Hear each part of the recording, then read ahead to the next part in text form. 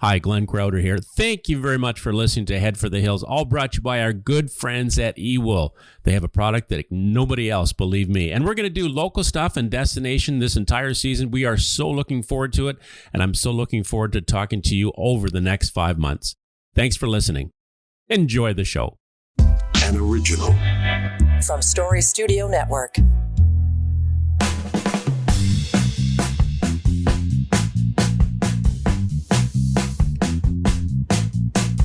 Well, here we are. A few more sleeps till Santa comes, but no waiting if you're planning to get out and hit the hills. We're back into that season. Glenn Crouter here. And for our second season of Head for the Hills. And we've made a pretty good dent in the programming so far for the second season. And it's nice to see that the operators are upright and moving around, and there's all kinds of activity on the hills already early in December. Glenn? Yeah, Dave, we're lucky because sometimes we don't have much snow. Now, I will tell you, I just got off the phone with a bunch of our Ontario resorts, and Mount St. Louis Moonstone will be open this weekend. The Horseshoe Valley is hoping. Lake Ridge over in the Oshawa area is hoping as well. So Blue Mountains just held off theirs until further notice, which is kind of the first time I've seen that in a while. But nevertheless, we need some cold weather and snow, but we're not the only ones kind of suffering as well in Ontario. Well, I think the longer term forecast is promising for everybody who's going to be operating ski resorts. So yeah, if it's a week or a day or two here or there, but as we've said in the previous episodes, the beauty of all of this is that it's not a false start this year. If it's the weather, that's one thing, but it's got nothing to do with shutdowns or lockdowns or anything else. So it's nice to be able to be refreshed from that perspective. Isn't that the truth? After COVID for 2 years, we're on, we're off, we're on, we're off. Now it's full tilt, and we're just waiting for Mother Nature to cooperate. And as you say, matter of fact, the weekend's coming up. There's no question we're going to have snow very soon. You are in Quebec to kick things off. Beautiful province of Quebec. I'll tell you what, Mont-Tremblant, it's like home. The Fair Mont-Tremblant is like home. Was welcomed by Vincent and Natalie when we walked in, and they're part of the public relations and general manager here, and it's just fantastic. Quebec has some amazing skiing. We're really getting along great. It's a lot of fun. Okay, well, we're going to get into and find out what more is going on at Mont-Tremblant. That's coming up on Head for the Hills.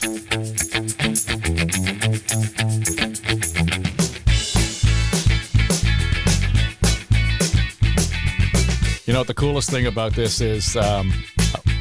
We flew down east a couple weekends ago, visiting the kids in Nova Scotia, flew Porter, and I realize now that you could fly Porter into Mont-Tremblant. I don't know if that's a seasonal thing or not, but it's one of those things that makes certainly the skiing a whole lot more accessible. If you're in downtown Toronto, you can kind of make a decision. It doesn't have to be a long-term decision, but being able to travel that way, boy, that kind of makes things easy. It does make things easy, and it's a great thing about Mont-Tremblant. It's just a 5.5-hour drive from Toronto, so you're so close, and then you can take Porter if you want as well. It's a fantastic spot for a lot of Ontarians that really don't think about coming to Quebec because they think it's too far. Now, Quebec City is a long way away, but Tremblant, the Laurentians here, is not for Toronto and Ontario skiers. It really is a convenient location, and you won't be disappointed when you get here, believe me. And would like to bring on Félix Burke, responsible for public relations from Mont-Tremblant. Félix, thank you for joining us on this podcast. And I just have to say that, the conditions here, once again, we've talked about it before, but you guarantee really good snow. And the hills that are open have a lot of snow. And I know a lot of Ontario resorts that we talked about, they have some challenges at times, but I've yet to be here and been disappointed with the snow at all at Mont-Tremblant. Yeah, it's great to be here with you guys. Thanks for having me. Yeah, I mean, the operations team at Tremblant does such a great job. We have a ton of snow guns, and they're really well equipped, and they've got their operations down packed. So they do a great job at the beginning of the season, maximizing all the cold weather windows and producing the snow. And that way we can open on time every year and offer some good conditions right from the get-go. As I said, I've never been disappointed here. Tremblant, people don't realize this, but Tremblant is one of the busiest resorts in Canada. And we kind of think, and now Blue Mountain in Ontario is one of the top ones as well. Now, why is this so popular for people to come to Mont-Tremblant? I think it's because Mont-Tremblant offers the whole package. We've got as much as the ski terrain is amazing, and if you're a hardcore skier, you'll find what you're looking for. But we have the pedestrian village with its European vibe and lots of cultural opportunities. So it's accessible for the whole family too. I mean, it's a place where everybody can have fun regardless of your interest or ski level. How many runs do you have here, Felix? There's currently 20 ski runs open. We had a great start. We had a great opening with 13 ski runs open on the first weekend and amazing conditions. The weather's been a little bit harder to deal with the past week, so we've only been able to produce 7 more. But we've got access to top to bottom runs on the north side and the south side. We've got 6 lifts open, so there's lots of terrain still to explore. Felix, as far as the runs, I mean, like how many runs when you're full operation? How many runs do you have? There's over 100 runs when we're in full operation. Yeah, and it's really spectacular. And tell me a little bit about our little sugar shack over on the other side.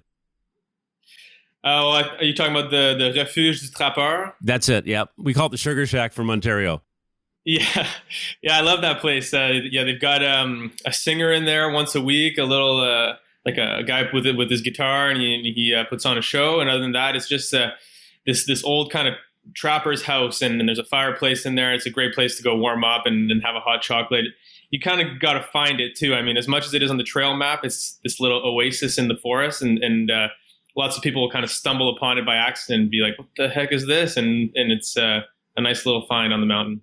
It's so true, and it reminds us of, we were talking with my friend who also skis in Europe, it reminds us of a European resort, because that's what you have when you go to Europe. That's not everything top and bottom. You have little homes, little shacks halfway down the mountain to stop in and pop in, and I know in that spot, they serve wine, they serve beer, you can have hot chocolate, you can have a lot of things, you can have a great bowl of soup, great bowl of chili. It's really simple, but it's so cool when you walk in, because it is an old trapper's hut. It gives you that feeling as soon as you walk in that this is something special, and again, it's halfway down. I don't know exactly the run, but it's halfway down the mountain, which is really cool. You ski in and ski out, and it makes life really simple and a lot of fun when you're skiing here at Tremblant. Definitely. It's halfway down the mountain on the Versant Soleil, which takes you down towards where the casino is. And on top of being able to access it on a ski day, you can go up and on the evenings, and they have what's called the raquette fondue. In French, it's snowshoeing and fondue. So you go up in the snowshoes and have some cheese fondue at the trapper's hut and make your way down with the headlamps, which is always fun. Yeah, that is great. That's a lot of fun.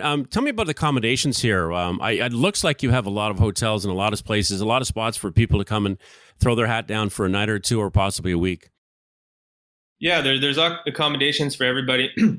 I mean, if you're looking for, I know you're staying at the Fairmont Glen. It's always a nice place to stay, but we've got stuff for the whole family too. We've got condos, we've got hotel rooms. There's plenty of options for lodging. Do you have a lot of families come here? Is it concentrating on your family? When you do your marketing, your public relations, is it for the family? Is that your main focus for what you look at?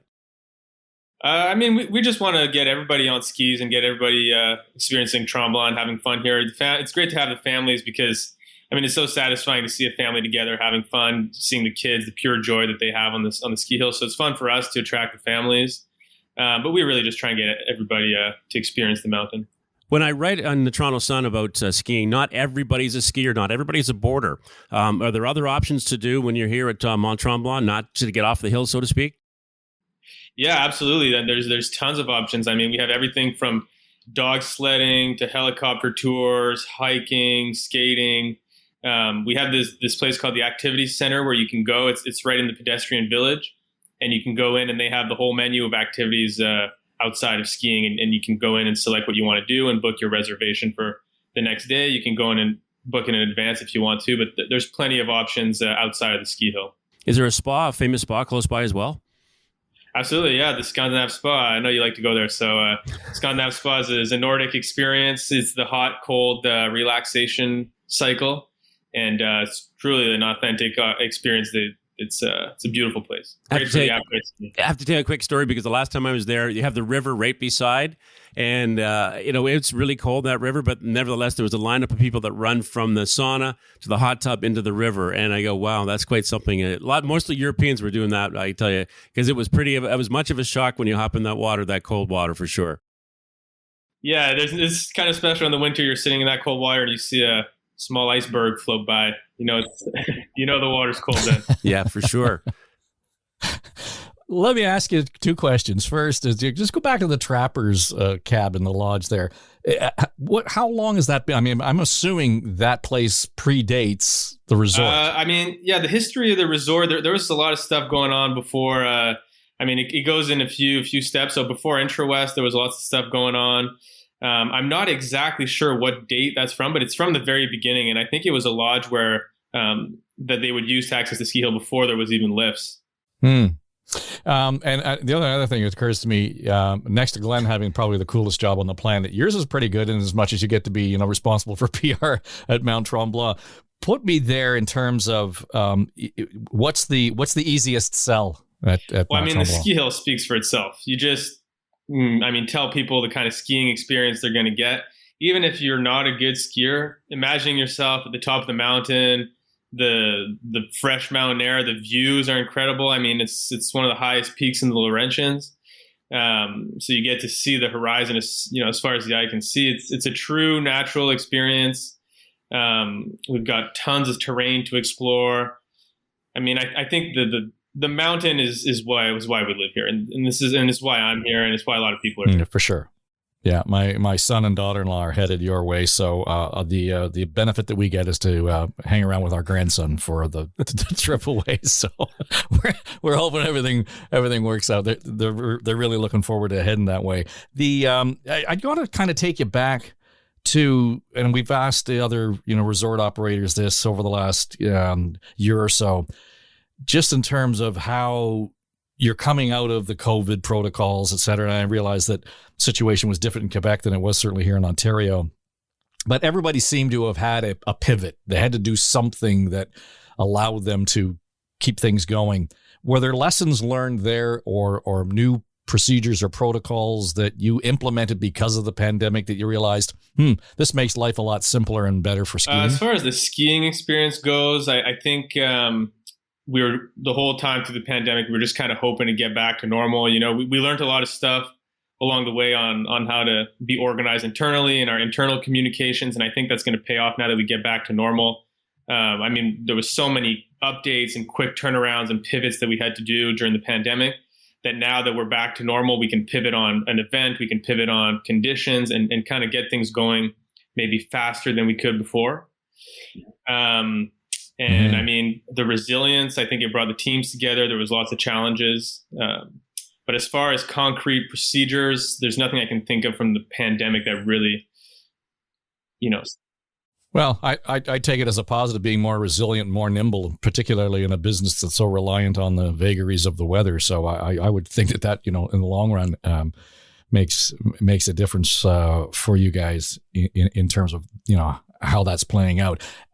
Is there anything vis-a-vis online, getting my lift tickets online, anything like that makes more sense for you now?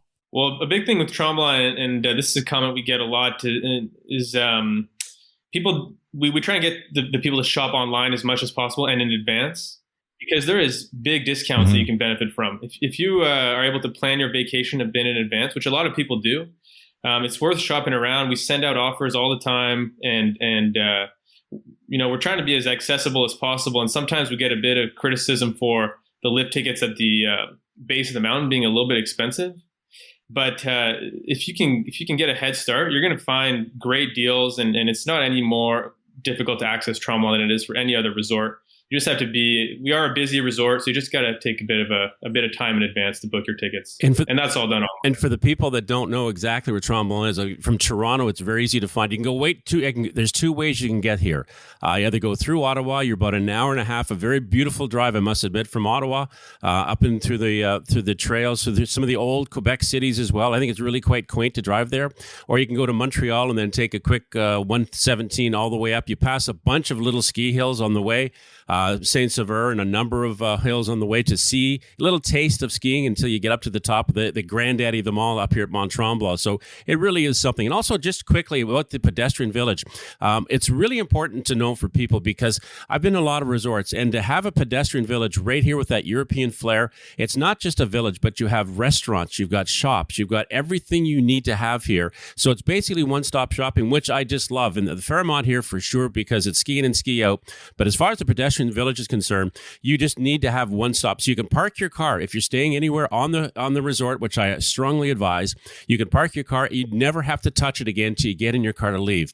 That's a real key. That's a real benefit for a lot of people that don't understand that Tremblant, you don't have to leave here to go somewhere else unless you want to get a resort off the site, but you can stay right here and you don't touch your car again till you want to go home. That's a huge, huge benefit for any ski resort. Absolutely. And I got to say, we just came out with the new Tremblant application, the mobile app. And that's a great way to figure out the resort. It can be a little bit hard to know where everything is when you come here for the first time, because it is such a big pedestrian village. But with the new app, you can browse what restaurants are open, what shops are available on site, and then from your hotel, you're always only a 5-minute walk from any of those locations. So it's a really great tool to help you explore the resort. Yeah, no, absolutely. You've got a great spot. There's a nightclub here. I went there one time, and I told Dave and everybody, it looked like I was one of the old guys looking for his daughter walking through there, because it was a bunch of young people having a great time, and there I am, grandpa. I'm not a grandpa, but I look like one. Where's my daughter? I'm sure she's in here. Anyways, it's a cool place. It's a lot of fun, and you have so many things to do here at Tremblant. Great restaurants from Italian all the way through. I can't say enough great things about this facility. It's just a treat to be here once again. Absolutely. It's amazing. And just one more thing, Dave, you mentioned coming back out of the pandemic. What's really getting us excited now is the World Cup that we're trying to host next year. So this year we're hosting a NORAM for the men's. And basically the agreement is, if we can properly host this event, then we'll have the permission to go ahead from Alpine Canada and FIS to host the World Cup next year. And when is the NORAM event? The NORAM is early March. And the World Cup will be early December next year, if we can get it. Wow, that'll be a reason just to go and visit and watch that, right? Good stuff. It's going to be incredible, yeah, and sure. It's right after the World Cup in Killington. If we're very confident we're going to get it, so I'm speaking as if we are. It's not confirmed yet, but but it's coming off the back of the Killington World Cup next year. And I don't know if you guys have seen images of the crowds in Killington, but it is huge, and it's beautiful imagery of a skier hitting a gate with the crowd in the background. And we're just visualizing that, but add the pedestrian village, and that's keeping everybody so motivated. You'll be a buzz. So you land the World Cup, and all of a sudden your PR job got a whole lot easier. It's already pretty easy. Everything just speaks for itself. That's it. Felix, thanks for joining us, and good luck with the season. And it's nice to hear that things are, back in business in Mont-Tremblant in a big way. Well, it's great to have you guys here, and I'm happy you're enjoying yourselves. And yeah, it's back. Thanks again, Felix. And before we go, Glenn, we just want to make sure that folks remember that we don't do this without the support of our friends at eWool, and we're going to have some of the eWool folks on to talk about some of their terrific product in an upcoming show. But you introduced me to them last year when they jumped on board with Head for the Hills, and the idea that the skier, the snowmobiler, the ice fisherman, the hiker, whatever, can actually get outside and enjoy a cold winter day and not really feel uncomfortable and make the most of it. Well, Dave, there are some times out here and Felix can attest to this, it's minus 20, minus 30, which makes it pretty tough at times to ski. But if you have your feet, hands, and your head warm, obviously with your helmet on and, of course, the vest, it makes a world of difference. And you can enjoy it. Even doesn't have to be minus 20, even like minus 10. It still has a little bit of a nip in the air, so to speak. So you can put on the eWool head to toe, and you really enjoy yourself. I can't speak enough of it as well.